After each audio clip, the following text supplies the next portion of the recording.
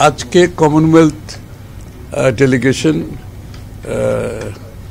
বাংলাদেশ জাতীয়তাবাদী দলের সাথে দেখা করতে এসছে। মূলত নির্বাচনকে সামনে রেখে কিভাবে এই নির্বাচনের দিকে আমরা এগিয়ে যেতে পারি এবং এই ট্রানজিশনটা নির্বাচনের মাধ্যমে আমরা ডেমোক্রেটিক অর্ডারে ফিরে যাওয়ার জন্য যে প্রক্রিয়াটা তারা মূলত ইন্টারেস্ট তাদের এখানে, এই প্রক্রিয়াটা কি হবে এবং এটা কত নিরপেক্ষভাবে আমরা এগিয়ে নিতে যাচ্ছি।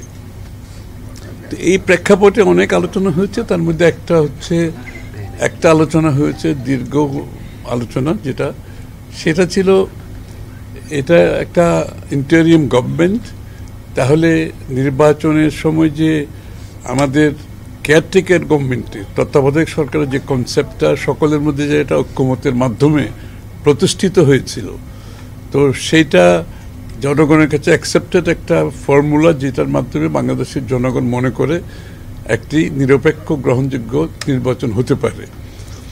তাহলে ওই কেয়ারটেকার সরকারের আদলে নির্বাচনটা হতে যাচ্ছে কিনা, এটা একটা প্রশ্ন ছিল। এটা নিয়ে অনেক আলোচনা হয়েছে এবং যেহেতু যাতে কোনো প্রশ্নবিদ্ধ না হয়, তাহলে কেয়ারটেকার সরকার আদলে হলে কেয়ারটেকার সরকার মতো বয় আছে কি সব মশার বিরুদ্ধে সুরক্ষা দিতে এলো বসুন্ধরা এক্সট্রিম অ্যারোসল। মশার বিরুদ্ধে এক্সট্রিম সুরক্ষা। কিভাবে কেয়ারটেকার সরকার ফাংশন করে, যেহেতু বলা আছে সবকিছু, সেই দিকে যদি সেটাকে মাথায় রেখে সেটার আদলে নির্বাচনটা করতে গেলে এটা একটা স্বচ্ছ, গ্রহণযোগ্য, সকলের কাছে একটি নির্বাচন যেটার প্রতীক্ষায় বাংলাদেশের জনগণ আছে। এটা নিয়ে দীর্ঘ আলোচনা হয়েছে।